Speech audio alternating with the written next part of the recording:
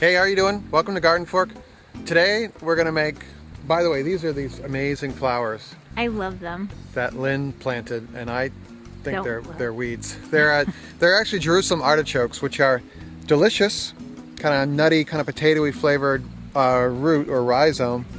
But they make this beautiful, beautiful flower For 2 weeks.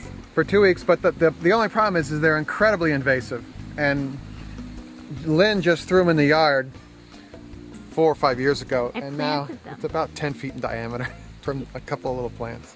So I have to kind of mow a circle to beat it back, An island. an island. But they're really pretty.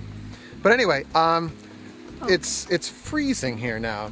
It being New England in September, but we have a ton of cherry tomatoes, and I wanted to show you how to make this. I call it cherry tomato fresca. I think that means Italian fresh. Fresca's a soft drink. Oh, soft drink. Anyway, there's a number of dishes out there, pasta dishes, where you don't cook the tomatoes, and this is one that I kind of made up some of it, and I've seen it in recipe books as well. So this is the Eric version. Okay, so we're gonna. I have what's called the Trug. Trug. This is a kind of an antique vegetable gathering We know. device. Martha knows. Yeah, well, I didn't know what it was called. I just some kind of handle. I That's thought it was a toolbox. Trug is a great word. Oh, I thought it was a toolbox for carpenter's tools. So, but anyway, we're gonna get some cherry tomatoes, and we're gonna make this dish, and it's really easy. If I can do it, you can do it. And So, it's really, well, can I do it? Because that's the real test. yes, yes. But I won't be, so.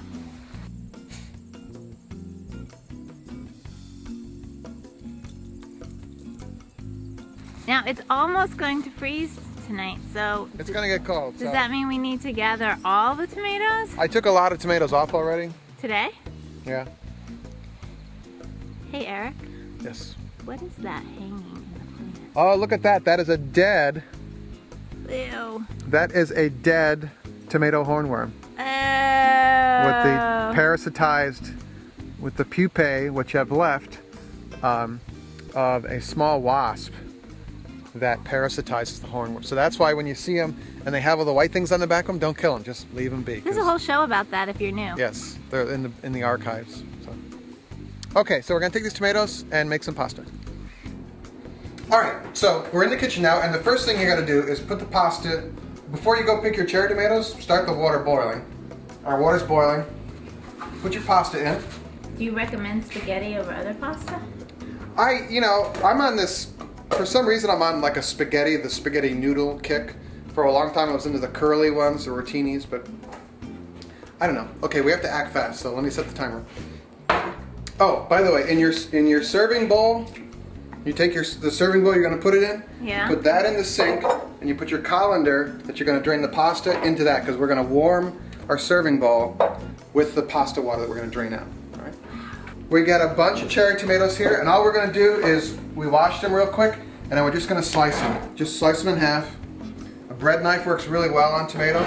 Do the tomatoes have to come from the garden? No, I mean these could be cherry tomatoes from the store. I just advocate people growing their own thing. So But they need to be cherry tomatoes, not any kind of tomatoes, correct? this would work with other tomatoes, but I just like the cherry tomatoes. They look great and They're sweet. they're sweet. But this would work if you were using another kind of tomato. You could cut them into like eighths or little squares. What kind of tomatoes are those yellow ones? They're called yellow pear. They're in the shape of a pear. Yeah, they're really good. I would say about a handful of cherry tomatoes That's it? for each serving.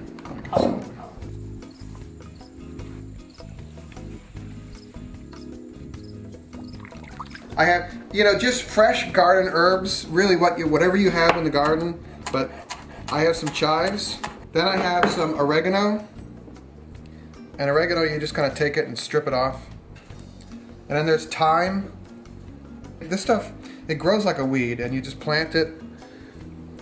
Just plant this in your garden, and it just goes. You can get creeping thyme, you can get French thyme. There's all sorts of them. Container growing? You can grow them in containers. Don't overwater them. Here's some pine needles. Get those out of there.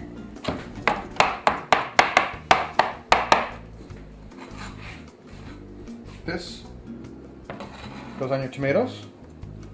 Half of a garlic.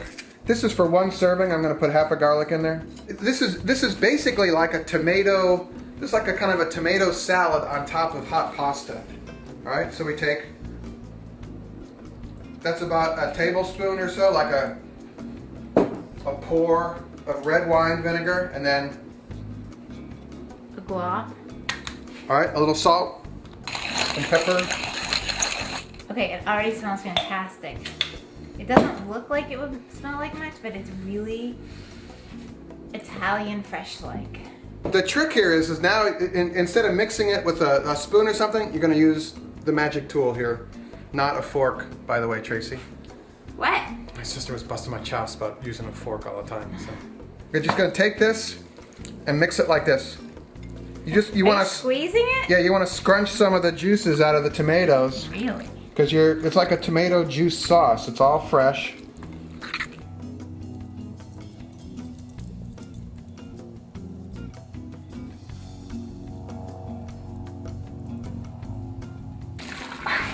Ooh, that's hot. This surprises you every time. Yeah, no. Ugh. Sorry. Okay, so you lift the colander out, pour the hot water out of the bowl. It's definitely hot. So this hot bowl and this hot pasta is just going to warm up this sauce, and that's it. I mean, this is like end of the season.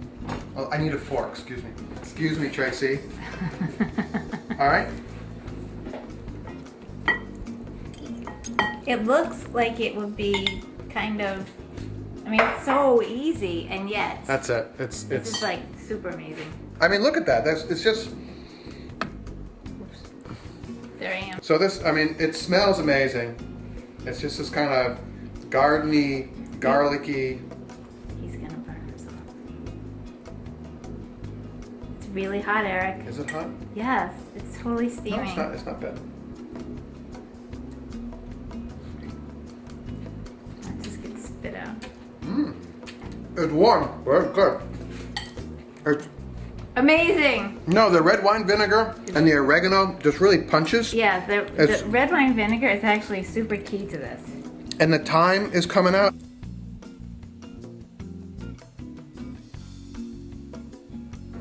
There you go. Super simple, super easy. Make that. Make it. Write us. Send us emails. Eric needs some emails. I love getting emails, and I respond. I think I respond to every one of my get. So Whee! it's important to say thank you. You know, so thank you for watching, and tell your friends, especially if they write for newspapers or the web or something. All right. Okay. Enough rambling. Thank you. And we'll see you later. Bye. Bye.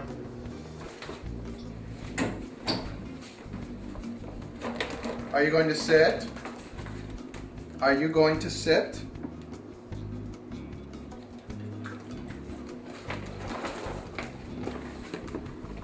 Midgie, sit.